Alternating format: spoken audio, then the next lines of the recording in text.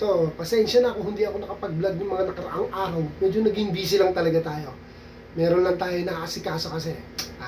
Surprise yun later on.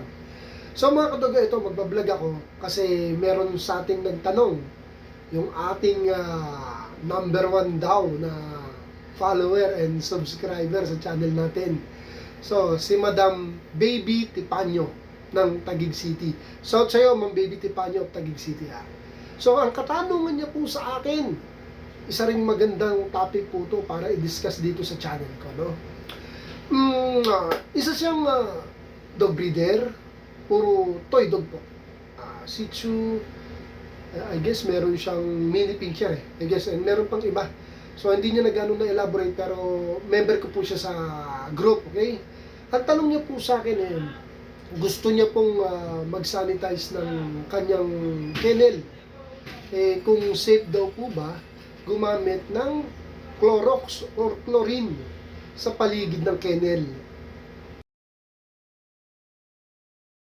Wala pong kaproblema, sasagutin ko yan, Ma'am Baby, no? Ganito po ang aking kasagutan bilang dog breeder and pet owner. Ako po ay gumagamit ng chlorine. Usually chlorine talaga ako. Soap and chlorine, okay? Kung ang tanong niyo ay kung masama ang chlorine, of course, masama ang chlorine.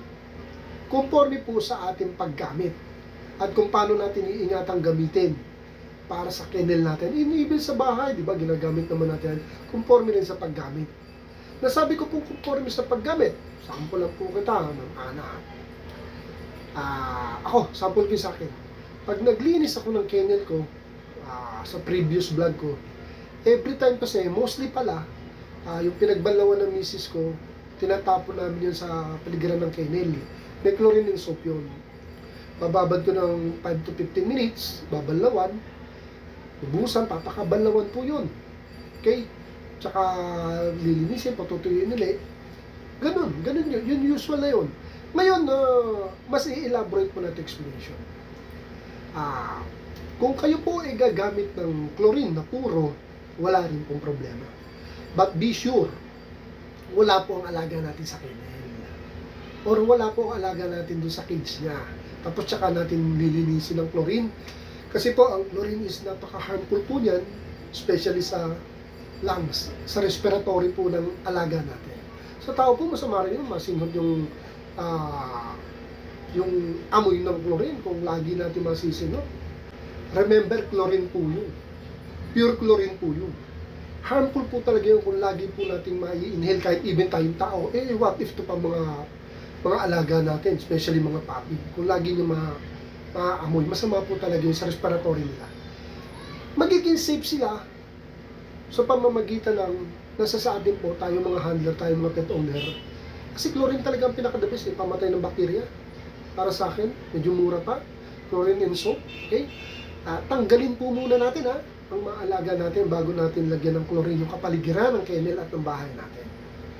Maganda kasi mga kadugo, paminsan-minsan nakakalabas din. Palabas din naman natin yung mga alaga natin. Ako, hindi talaga ako nagkukulong. Sa mga nagkukulong po, wala naman pong problema. Especially sa malalaking kennel. Kaya lang kung magsasanitize po, bigyan po natin ng break ang mga alaga natin ng 15 to 30 minutes. Palabasin po muna, paglaruin sila. Habang po sinasanitize natin or kinuklorin natin yung lugar nila, yung mismong kulungan or yung kennel, para hindi po nila nai-inhale. Napakasama po kasi ma-inhale. Ang baby, masama talagang magkaroon sila ng direct contact sa aamoy o maaamoy nila ng directly yung chlorine. Sakit sa baga yun. Maaaring magka-problema talaga, and for sure magkaka-problema sila. Kaya bigyan natin ng time duration, palabasin natin sila bago natin i-chlorine or linisin or i-sanitize ang kanilang kulungan and even yung kennel. 5 to 15 minutes, talo-talo na yan, nakababad yung chlorine, 5 to 15 minutes, banlawan maigi po para wala po yung amoy. Yung amoy kasi ang delikado dahil chlorine yan. So pag nabalawan na isa o dalawa, much better kung tatlo. Basta pag wala ng amoy, safe na po natin ibalik ang mga alaga natin. For sure po, from 5 to 15 minutes na pagbababad sa chlorine ng kennel or ng place ng mga dog natin and cat, for sure patay na ang bakterya. Yun po ang aking kasagutan na masama ang chlorine kung mali po ang paggamit. Pero kung nasa tama po ang paggamit, the best po ang chlorine pamatay sa mga bakterya. Iwas po sa anumang sakit or bakterya na makukuha ng mga alaga natin, especially ng mga puppies. Chlorine talaga ang gamit ko. Binabalawang ko po yan. After ma-chlorine ng 5 to 15 minutes, babalawang ko ng tubig. Sasabunin pa, if meron. Ngayon, kung wala tayong pansabon, chlorine lang okay na. Mababa, tapos balaw lang ng tubig. Basta be sure na walang amoy pag binalik natin po ang mga alaga natin. At be sure na kung magkuklorine tayo, wala po ang mga alaga natin dun sa target area natin na lilinisin. Okay? Safe na safe po ang mga alaga natin pag lagi natin sinasanitize ang lugar nila. Okay, ma'am baby? Talagang ayop talaga. May natutunan ka kahit paano sa vlog natin na to. And sa mga nanonood sa atin, masugid na followers and viewers ko sa channel na to, hindi po masama talagang gumamit ng chlorine. Nasa paggamit po yan. Gaya po ng sinabi ko previous dito sa vlog na to. Chlorine lang din po ang gamit ko at wala pong masama doon. Mabisa pong pamatay ng bakterya dun sa kennel natin or sa kulungan ng aso. Okay?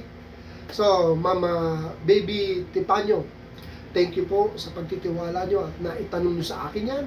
At salamat po sa inyong panonood at sa pagtangkilik sa channel natin. Hope lagi po kayo manonood, Mama, at ang family mo. Okay?